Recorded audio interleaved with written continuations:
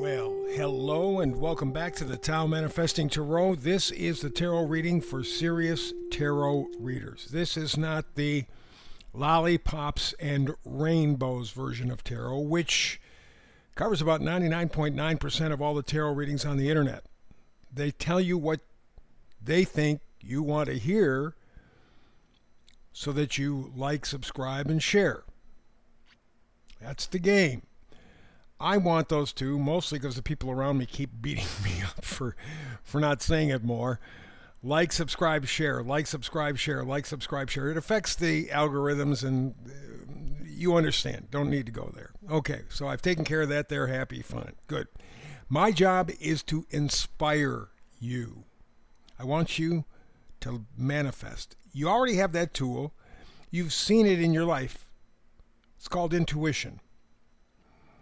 Intuition is logic and emotion kind of combined magically, for lack of a better word.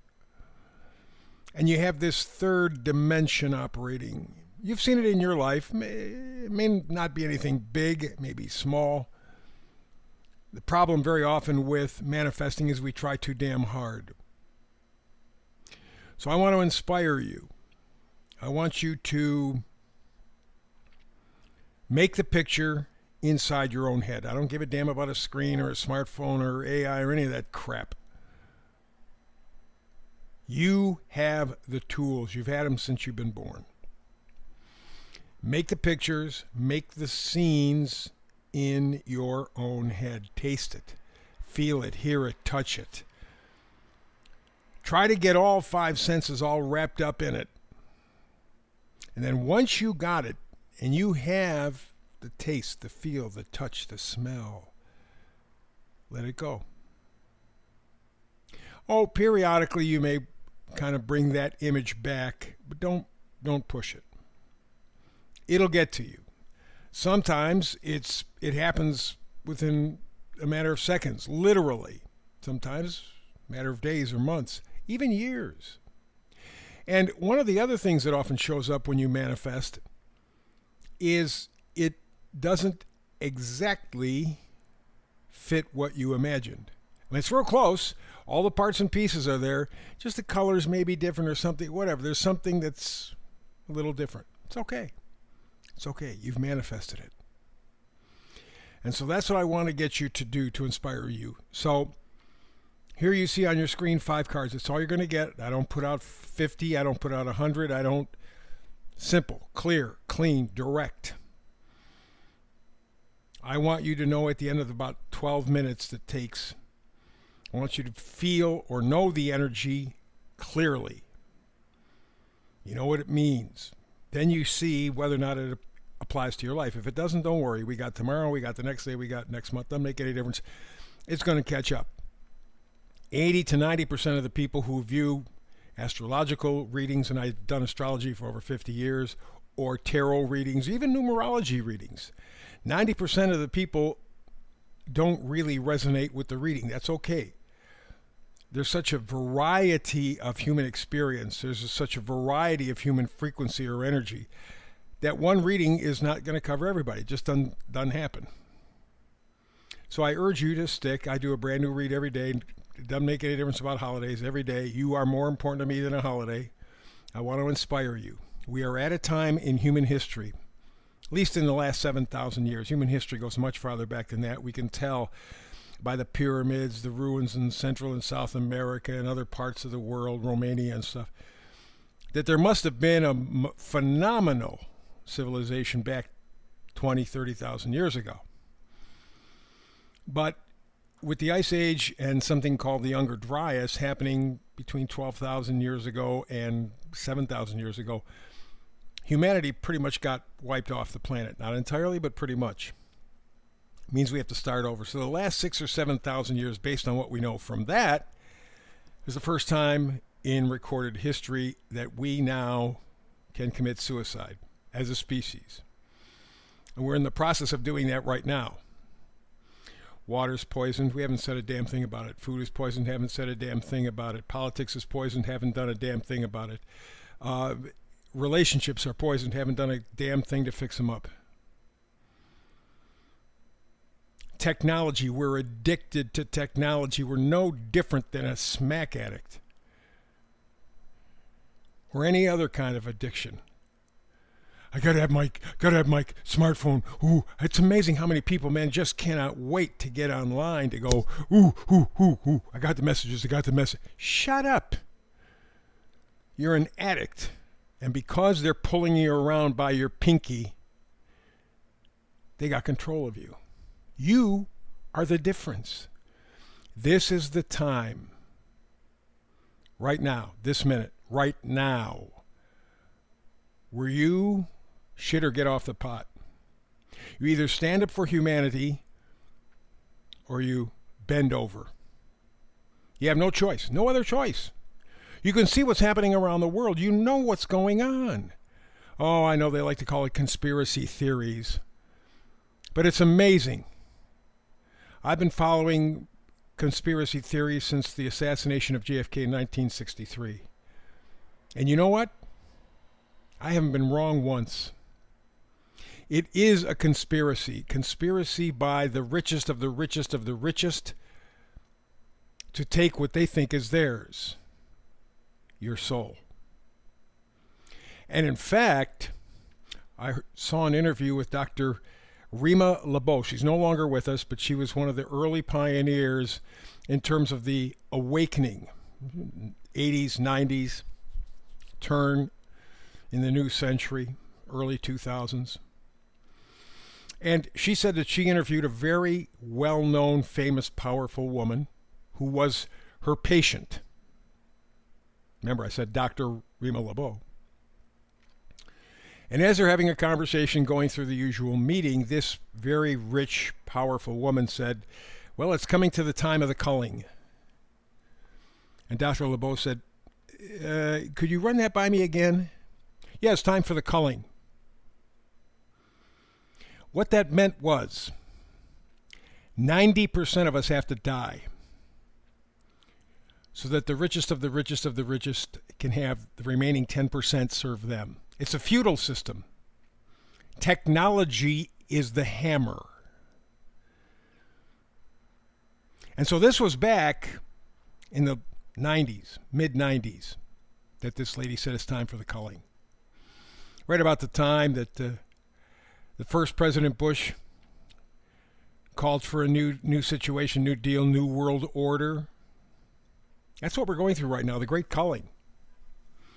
So this is a time you either stand up for humanity or, again, bend over. You're going to get it either way, doesn't make any difference.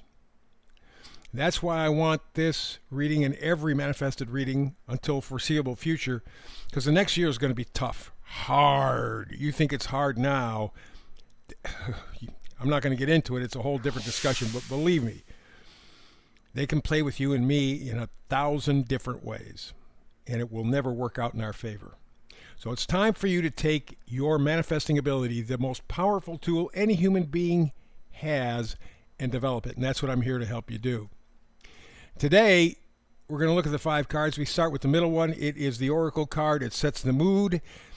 The middle card is Observer, a fox sitting on an egg type object, looking at the moon. Kind of a lunatic. Moon, Luna, yeah. Because that really explains what's going on right now. We're having an optical collusion, not an optical illusion, an optical collusion.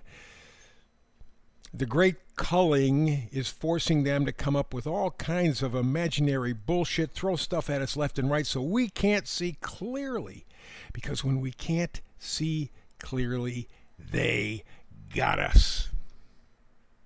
Number up in the right-hand corner is 49. 4 is stability. 9 is wrapping up to go somewhere else. You add the 4 and 9 together, that comes up with a 13 or 4. Stability, stability, stability, but in a new way. We're moving to some sort of stability. Now, a lot of people like to say, well, we got new stuff coming up. All these planets, and we got Uranus, and we got moving, I think, into Gemini next spring. We got Saturn and Neptune moving into Aries next spring. Oh, man, good new stuff. Well, new or different does not mean better. but we can help to make it better, encourage better, by developing our manifesting ability. And that's what I want. The meme for today comes from Bertrand Russell. He says, neither a man nor a crowd nor a nation can be trusted to act humanely or to think sanely under the influence of great fear. That's where we're at right now. That's where we've been for the last 4 years, most especially. Scare us, scare us, scare us. Even the commercials. You know, I've seen or heard a couple of commercials, you know, for the IRS. You know, they're the most powerful collection agency and they'll put you in jail, blah, blah, blah, blah, blah, blah. Commercials always scare you or put pressure on you. You got to buy now because time's limited. Time's limited. Bullshit. That's an optical collusion. They're colluding to make you crazy. And so far, a lot of people are buying into it. So neither man nor crowd nor nation can be trusted to act humanely or to think sanely under the influence of great fear, which is where we find ourselves. However, if you're here, let's start with the first card on the left, Nine of Cups. Cups is not relationships as much as it is emotional connection. And the Nine of Cups talks about fulfillment, satisfaction, getting what you want. In this position, the Nine of Cups is you can see the vision. You understand the kind of world that you would like. By the way, when you're imagining, don't imagine a perfect world because that ain't going to happen. Life is a 4-letter word. Don't forget it. You're going to have your ups, you're going to have your downs. But there has to be fairness, stability, gentility. And that's what you can see. Nine of Cups, your heart is screaming for a more peaceful, positive world. You're not there, but Nine of Cups says you can see it. Right now, though, you're the Five of Wands. Remember we were talking about optical collusion? That's what the Five of Wands is.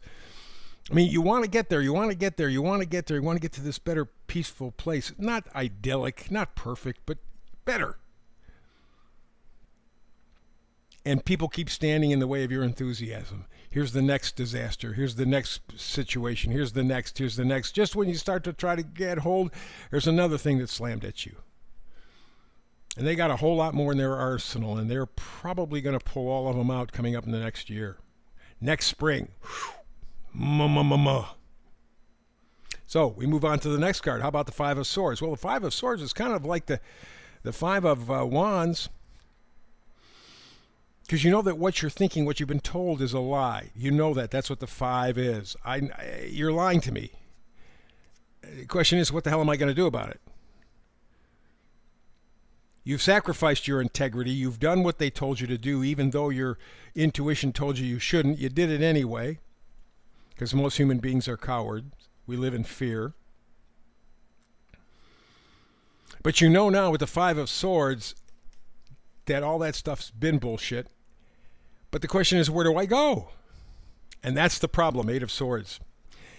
Eight of Swords is thoughts. Your thoughts are trapping you. You have bought into the nightmare. You're the one who's keeping yourself there. You're the one who is restricting yourself. You feel powerless. You feel trapped. It's because you have been brainwashed. You are where they want you to be. You see this gal on the card, there's nothing holding her. Yeah, she's got, blindfold. Yeah, she's got stuff tying up her arms. All she's got to do is wriggle free from that stuff. The swords, the facts, the truths, the information, that's what swords stand for. Nothing's in her way. Nothing's blocking her. She's blocking her. And she is in a little stream, which is her intuition. She knows her gut is screaming at her. But she can't move. She feels powerless. She bought the game. Our government wouldn't do that to us. They wouldn't allow it. Oh, yeah? Take another look around the world. You will see an optical collusion. Be a real observer. Follow your intuition. That's the reading for today. Back in tomorrow with another Tao manifested reading. Between now and the next time you and I get together, peace and blessings.